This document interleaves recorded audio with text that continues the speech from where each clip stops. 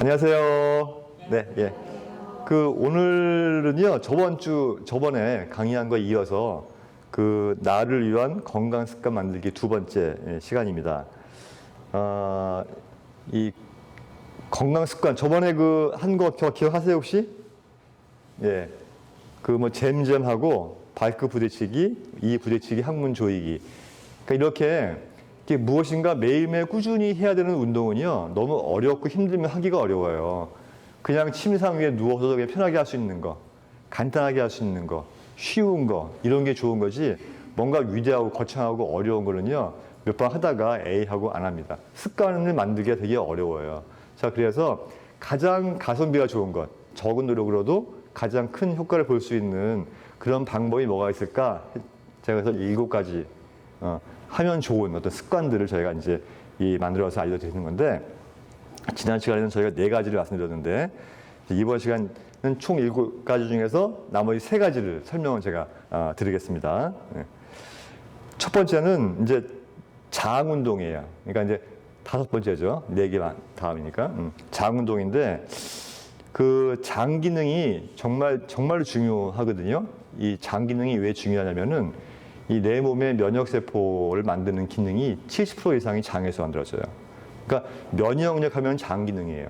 장이 안 좋으면 면역력이 안 좋다고 봐도 돼요. 그렇기 때문에 우리가 항암을 하게 되면 변비, 설사 이런 걸 하는 이유가 면역이 확 떨어지기 때문에 이 장 기능 자체의 기능이 떨어지고 변비, 설사가 오게 되는 거거든요. 그만큼 장 관리를 잘 하셔야 되는데, 평상시에 장 운동을 열심히 하게 되면 이 장 기능이 활성화되면서 이제 안 좋은 것들이 들어오더라도 어느 정도 우리가 이겨낼 수 있는 힘이 생길 수가 있는 것이죠. 여러분, 우리 몸 안에 이 독소들을 다 모아가지고 운반체가 이게 림프거든요, 림프. 이거 림프 도사잖아요. 림프 역할이 마치 청소차와 같은 역할을 해요. 아침마다 청소차가 골목을 다니면서 어때요? 쓰레기를 다 모아가지고 다 싣고서 이제 소각장으로 가져오잖아요. 그런 것 같이 이 림프가 이 온몸을 돌면서 몸 안에 있는 모든 독소, 노폐물, 암세포까지도 다 쓸어 모아요. 쓸어 모아서 이렇게 가서 간으로 가요. 간이 뭐예요? 화학 공장 같은 곳이에요. 쓰레기 처리장. 여기서 글루타치온이나 이런 것들이 이런 독소들을 해독을 시켜요. 해독을 시키고 남은 노폐물들을 다음 간을 통해서 대장으로 보내거나 또는 신장으로 보내서 소변, 대변으로 나가는 거예요. 근데 대부분은 담관을 통해서 대장으로 보내서 대장에서 대변 형태로 나가야 돼요. 그런데 만약에 대변이 잘 못 나가게 되면 어떻게 되겠어요? 독소가 대장에 쌓이겠죠. 그죠? 근데 이게 왜 심각하냐면, 대장에 독소가 쌓이면 독소가 쌓인 것으로 그냥 멈춰 있으면 좋은데, 이게 역류해가지고 간으로 가요. 독소가. 간으로 가서 간을 더 힘들게 해. 그래서 대장암인 경우에 가장 많이 전이 되는 것이 간암이잖아요. 그 이유가 거기에 있는 거예요.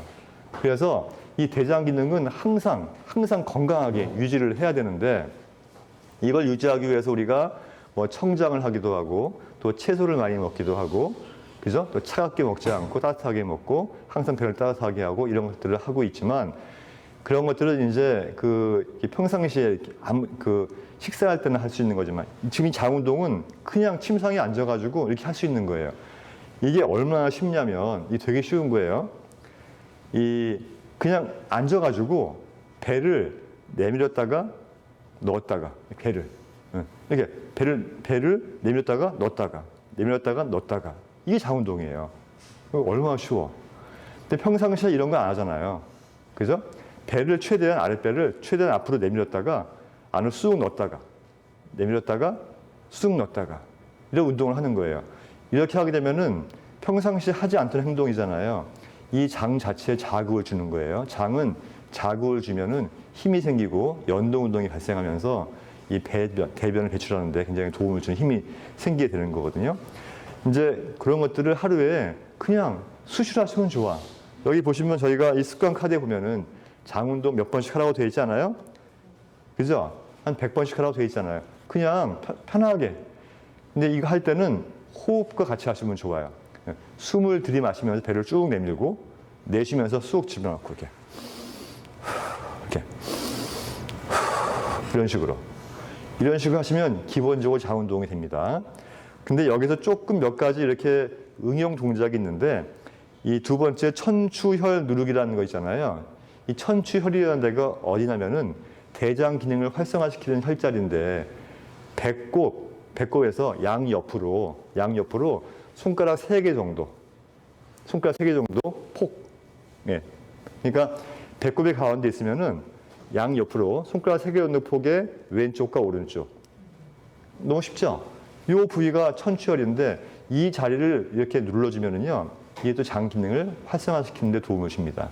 제가 그래서 이제 독소 빼는 혈자리라고 방송에서 이야기 많이 하는 자리가 바로 천추혈이에요. 여기를 눌러주기도 하고, 이렇게 마사지 해주기도 하고, 이것 또한 호흡과 함께 하시면 좋아요.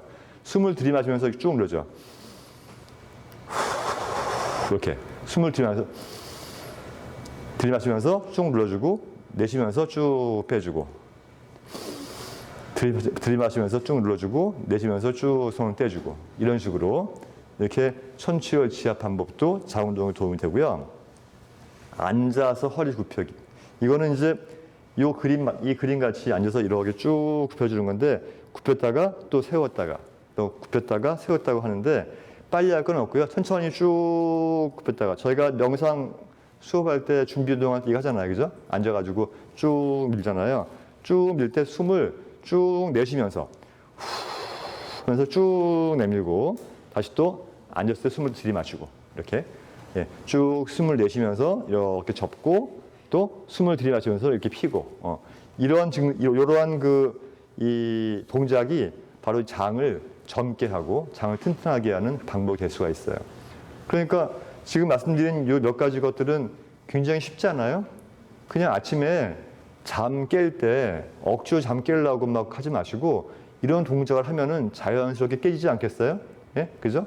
그러니까 이제 이 배를 내밀었다가 넣었다 하는 것도 꼭 앉거나 서서 할 필요 없어요. 누워서 해도 되거든요. 누워서 배를 내밀고 쏙 집어넣고, 내밀고 쏙 집어넣고, 이렇게 숨을 들이마시면서 배를 쑥 내밀고, 숨을 내쉬면서 배를 쑥 넣고, 이런 이제 동작, 이런 호흡을 하고, 또 동시에 이 천추혈을 손가락으로 눌러주고, 잠이 좀 깼으면 이렇게 앉아서 쭉 앞으로 고개를 숙이면서 허리를 굽히면서 고개를 숙이면서 숨을 내쉬면서 쭉 이렇게 스트레칭을 하고, 다시 또 앉으면서 숨을 쉬고, 이런 동작을 하게 되면은 이 모든 동작들이 이 장 기능을 활성화시키고 장을 튼튼하게 해줌으로 해서 설사나 변비를 예방하고 치료에 도움을 줄 수 있는, 그래서 내 몸 안의 독소를 쉽게 빠져나갈 수 있게 도와줄 수 있는 동작이 될 수가 있겠다. 그런 이제 이야기입니다. 꼭 해보세요. 지금 열심히 하시는 분 많이 계시거든요. 네. 이따가 제가 칭찬 좀 할 거예요. 그리고 다음번에는 천천히 호흡하기입니다. 천천히 호흡하기. 이 천천히 호흡하기는요, 우리가 평상시에 꼭 무슨 내가 병이 있다를 떠나서 현대인들은 기본적으로 교감신경이 좀 올라와 있어요. 항진돼 있어요.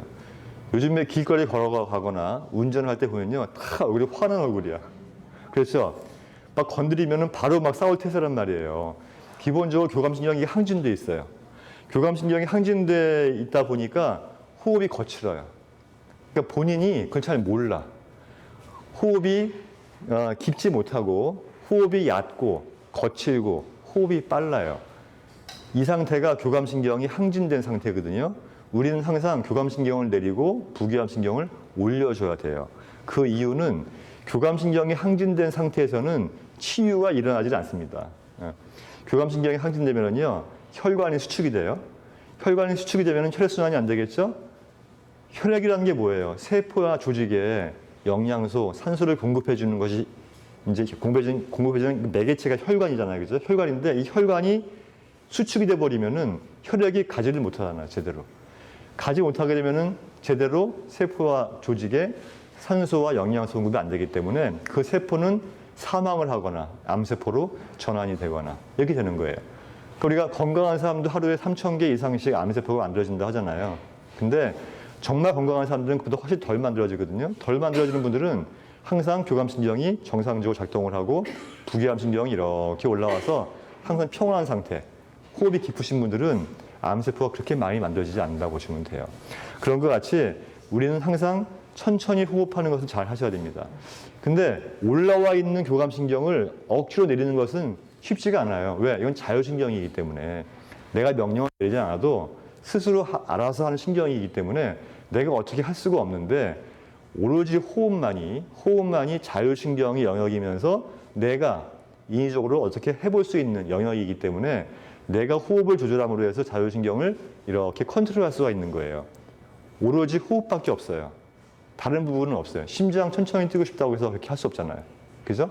그렇기 때문에 이 깊은 호흡을 의식적으로 함으로 해서 올라와 있는 교감신경을 낮춰주고 그 결과 부교감신경이 올라가면서 혈관이 열리고 소화 기능이 정상적으로 작동을 하면서 우리 몸에서 기본적인 정상적인 치유 활동, 치유 현상이 일어나는 거예요. 만약에 이것이 교감신경이 떨어지지 않고 올라온 상태에서 짜증나고 두렵고 성나고 예민하고 심장이 벌렁거리면서 숨이 차고 이런 상태에서는요, 주사를 맞아도 침을 맞아도 영양제를 먹어도 우리 몸에서 제대로 우리가 바라는 목적의 효과를 기대하기가 힘이 드는 거예요. 그렇기 때문에 무조건 우리는 깊은 호흡을 통해서 교감신경을 낮출 수 있도록 노력을 해야 되는데 이 자율신경을 균형을 맞추기 위한 방법은 되게 많아요. 근데 너무 어려워서 이렇게 전문가들끼리 말을 하기에는 뭐 괜찮은데 당장 아파 죽겠는데 쉽게 어떻게 빨리 할 수 있는 방법에 대해서 알려드려야 되는데 제가 아무리 생각을 해도 이거밖에 없는 거예요. 명상도 쉽지 않잖아요. 그 따로 배워야 되고 같이 해야 되니까. 하지만 천천히 호흡하는 거 얼마나 쉬워요. 천천히 호흡하면 돼. 그 대신 깊게 해야 돼요. 깊게. 방법은 어떻게 하냐면은 코로 숨을 쉬는데 들이마실 때는 코로 들이마시고 내쉴 때는 입으로 내쉬는 거예요. 들이마실 때는 외부에 있는 나쁜 기운을 걸러서 좋은 기운만 들어와야 되기 때문에 코로 필터링을 해서 들어와야 되는 거고 내쉴 때는 몸 안에 있는 나쁜 기운이 걸림없이 다 빠져나가야 되기 때문에 입으로 내쉬는 거예요. 그래서 코로 천천히 들이마시고 입으로 천천히 내쉬는 이 호흡을 자주 하시면 좋은 거예요. 자주 하면 할수록 천천히 교감신경은 떨어질 것이고 자율신경의 균형이 맞춰질 것이다. 이렇게 되는 거예요. 그러면 그때부터 나의 치유 활동이 일어나는 거다. 치유 현상이 일어나는 거다. 그래서 몸이 힘들고 아프고 짜증나고 어려울수록 이런 호흡에 관심을 가지고 많이 하셔야 돼요. 이거 얼마나 쉬워요. 지난번에 말씀드린 똥꼬 조이기보다 더 쉬워. 똥꼬 조이기 그래도 이렇게 하면 뭔가 얼굴에서 또 들어가잖아요. 몰래 하려고 해도. 호흡은 그냥 이렇게 코로 천천히 들이마시고 입으로 천천히 내쉬고 이거 얼마나 쉽냐고요. 그러니까 우리가 저기 병실에 앉아 있을 때 제가 지금 이제 총 7가지 말씀을 드릴 건데 한 개씩 하세요. 하시면 이게 작은 변화가 쌓이면 이게 무서운 거예요. 가랑비에 옷 젖는다고 이게 무서운 거거든요. 그래서 이런 부분들을 꾸준히 하시면 굉장히 좋다. 이렇게 하시면 좋습니다.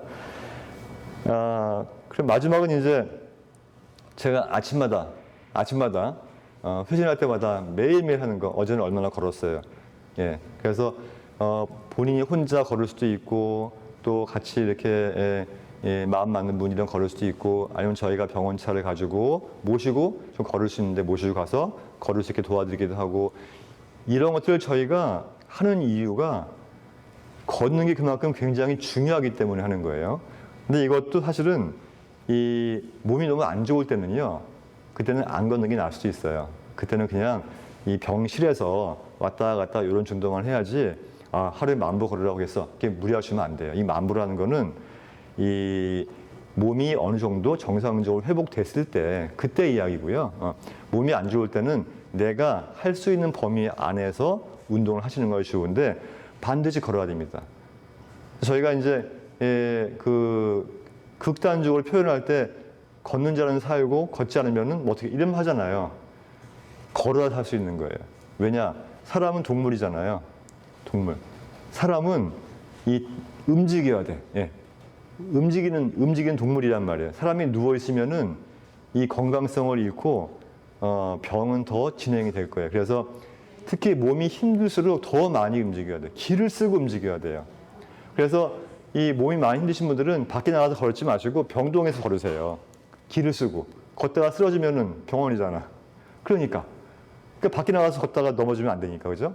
그리고 조금 회복이 되신 분들은 나가서 걷고. 이 걷는 게 굉장히 중요합니다. 이게 왜 중요하냐면은 지금 제가 3가지 써놨는데 우리가 오늘도 한 분 오셔가지고 저랑 상담하면서 자기가 처음에 진단받고 나서 산속으로 갔다는 거야, 산속으로. 그냥 답답한 거예요. 산속에 간다고 치료가 되냐고. 물론 공기는 맑겠지, 물도 맑고. 근데 산속에 간다고 치료되는 게 아니에요. 우울증은 생기지. 그러지 않겠어요? 사람이 있어야지. 밤에 얼마나 무섭냐고요. 어? 여름에 나방 한 마리 들어와서 나방 한 마리 와서 날아다녀봐. 얼마나 무서운데 그게. 그런데 결국 산소 때문에 이제 산에 가는 거거든요. 근데 이 산소 포화도가 사실은 산속이나 도심지나 그게 큰 차이가 안 나요. 몇 프로 차이 안 나거든요. 안 나는데 이제 맑은 공기 좋다 이거예요. 그런데 산소 공급을 내 몸에 많이 해줘야겠다라고 하는 의미라면 걷는 거 이상 좋은 게 없어요. 일반적으로 가만히 앉아서 호흡할 때보다 걸을 때 5배 이상 산소 공급이 됩니다. 근데 이 산소가 가장 강력한 항암제예요. 항산화제고 산소가. 그래서 산소 공급을 많이 해줘야 되는데 걸으면 우리 몸에서 적극적으로 산소를 많이 흡수하기 때문에 가만히 있을 때에 비해서 5배 이상 산소 공급이 되기 때문에 내 몸의 건강성은 그 이상 좋을 수가 없는 거예요. 거기에다가 이왕이면은 이제 접지까지 하면 좋죠. 그죠? 어싱이죠. 어싱은 저번 시간에 했으니까 찾아서 보시면은 이왕이면 같이 하시면 좋고 어쨌든 어싱을 안 하더라도 이 걷는 것은 매일매일 내가 어느 정도 내가 할 수 있는 양을 정해놓고 매일매일 꾸준히 걷는 것이 굉장히 중요합니다. 또 한 가지는요. 걸으면 이 엉덩이하고 허벅지의 근육이 빠지지 않아요. 여러분들 이 기본적으로 치유될 수 있는 몸 상황을 만들어 놓으면서 치유를 해야 되는데 엉덩이하고 허벅지 근육이 빠지잖아요. 그럼 치유가 안 돼요. 어떤 약을 쓰거나 항암을 해도 이게 잘 치유가 안 됩니다. 왜냐하면 우리 몸의 면역의 근본이 허벅지하고 엉덩이 근육이에요. 이게 빠지면 안 돼요. 우리가 암을 치유한다고 하는 거하고 이 혈당을 관리한다고 하는 거하고는 거의 비슷해요. 혈당 관리하는 생활 습관이 암 치유하는 생활 습관과 똑같거든요.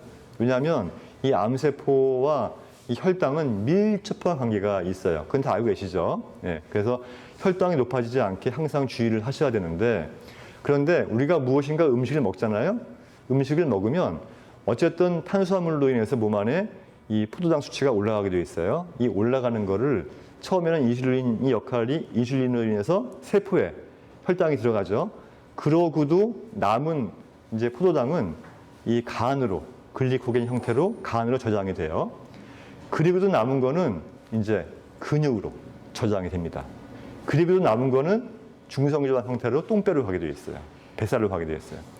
근데 이 중성지방 형태로 뱃살로 가게 되면 뱃살이 늘어나잖아요. 이 뱃살, 이 지방이 이게 만성 염증의 온상이고 암세포의 온상이라는 거 아닙니까? 그럼 메커니즘이 정해져 있어요. 그렇기 때문에 이런 것이 생기지 않게 중성지방 형태로 뱃살이 나오지 않게 하기 위해서는 근육을 키워줘야 돼. 그렇다고 해서 탄수화물 안 먹겠다? 이건 말도 안 되는 거예요. 채소, 탄수화물이에요, 채소. 그리고 우리가 알게 모르게 탄수화물은 많이 밥을 안 먹어도 탄수화물은 많이 섭취할 수밖에 없는 상황이거든요. 모든 음식이. 우리 매일 먹는 고구마, 그 탄수화물 많이 들어있어요. 바나나, 탄수화물 많이 들어있어요. 그러니까 탄수화물이 들어오면 또 탄수화물뿐만이 아니고 이 설탕이라든지 또는 과당이라든 설탕이나 과당 이런 당이 들어오면 그게 전부 다 포도당이 돼서 우리 몸에서 이제 작용을 하는 건데 이런 것들을 해결을 해야 될 거 아니에요. 안 먹고 할 수 없으니까. 해결을 할 때 근육이 없으면 특히 엉덩이, 허벅지 근육이 제가 왜 강조하냐면 이게 우리 몸 근육의 70%예요. 가장 많은 이 퍼센테이지를 이제 점유하고 있단 말이에요. 그래서 이게 빠지면 안 되는 거예요.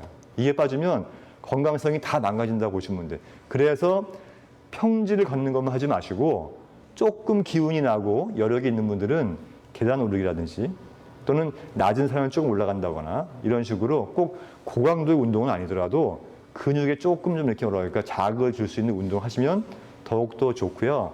그래서 이제 이 산에 올라오기가 어려우신 분들은 여기 저희 병원 계단 올라가도 괜찮고 아니면 이제 5층 그 운동실에서 그거 있죠? 자전거 타는 거 이것도 되게 좋아요. 이것도 이 허벅지 근육이나 엉덩이 근육을 키우는 데 도움을 주니까 그래서 이 근육이 소실되지 않도록 이렇게 해야 되는데 그런 이유로도 이 만보 걷기는 굉장히 중요하다. 그래서 이제 이 걷기는 꼭 만보가 아니라도 나의 상황에 맞게 반드시 걸어야. 그러니까 항상 마음 생각을 오늘 걸어야 되는데 이런 부채의식이 있어야 돼요. 항상 여러분들. 오늘 내가 이만큼 걸으려고 내가 오늘 이만큼 걸어야겠다라고 하는 기본적인 어떤 계획이 있어야 되고 만약 그걸 안 했다 하면 마치 이빨 안 닦고 잠자는 것 같이 뭔가 찜찜하고 내가 안 그런 거에 대해서 되게 내 몸에 대해서 미안하고 이런 게 있어야 돼. 이런 정도 습관이 돼 있어야 되는 거예요. 합리화하시면 안 돼. 오늘 하감했으니까 쉬어야지. 그러지 말라고. 하감했더라도 최소한 한 5분이라도 병동 이렇게 걷고 이렇게 해야겠다. 이런 정도의 나름대로 생각이 있어야 되는 거예요. 힘이 들어도. 그렇게 이제 하셔야 되고요. 그 걸으면 어때요? 스트레스가 해소되지 않나요? 스트레스가? 그죠? 우리가 이 스트레스를 많이 받고 화를 끓이고 짜증을 내면은 몸 안에서 이 스트레스 호르몬, 코티졸이나 뭐 아드레날린 이런 스트레스 호르몬들이 만들어지는데 이런 호르몬들이 우리 몸에서 이 혈당을 자극을 해요. 그러니까 안 먹어도 열받고 짜증나고 화나잖아요. 그러면 혈당이 확 올라갑니다. 그럼 누가 좋아요? 암세포가 좋아요. 또 한 가지는 혈당이 올라가면은 인슐린이 나와 작용을 해야 되는데 이런 스트레스 호르몬은 또 인슐린 작용을 잘 못하게 인슐린 저항성을 막 이렇게 자극을 해요. 그러니까 인슐린이 일을 못하게 막아주면서 간에 저축되어 있는 호르몬을 꺼내가지고 혈당을 확 올리게 해요. 그 이유는 있어요. 우리가 화가 나거나 짜증날 때는 누구와 싸워야 되는데 그럼 에너지가 필요하잖아요. 에너지가 필요하기 때문에 본능적으로 혈당을 확 올리는 거예요. 스트레스 호르몬이. 나쁜 건 아니에요. 그런데 이게 자주 반복이 되면 건강성이 좋지 않다는 거죠. 그런데 걸으면 이 스트레스가 풀리면서 우리 이 마음이 이렇게 뭉쳐 있는 거는요, 몸을 움직여야 이게 풀리거든요. 걸으면 스트레스가 풀리면서 그렇게 혈당이 오르는 것을 예방할 수 있고요. 또 비타민 D 다 아시죠?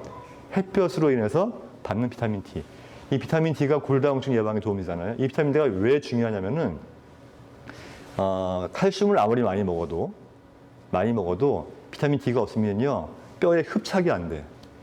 그래서 여러분들 그 혈액 검사에서 만약에 문제가 있으면 주사 맞는 거 있잖아요. 이것도 맞으시고 또 주사 맞기 싫으면은 약도 있으니까 비타민제, 보충제 검사해 보시고 떨어져 있으면 하시면 좋은데 제일 좋은 거는 나가서 걸으시면 좋아요. 그러니까 이제 여름이니까 얼마나 좋습니까? 팔다리 걷고 오래 할 거 없어요. 한 10분에서 15분 정도만 걸으면 하루에 필요한 비타민 D는 다 흡수 가능하니까 그렇게 하시면 됩니다. 그래서 또 호르몬은 뭐가 있을까요?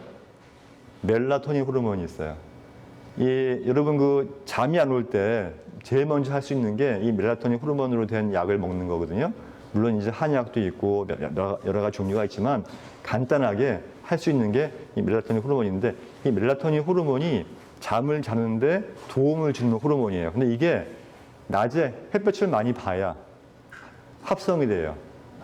한번 합성이 되면은 8시간 뒤부터 작동을 하기 시작하는데 그래서 잠이 안 오시는 분들은 밖에 나가서 이렇게 걷기 운동을 좀 많이 하시게 되면 겸사겸사 이런 호르몬들이 합성이 되면서 밤에 잠이 잘 오게 됩니다.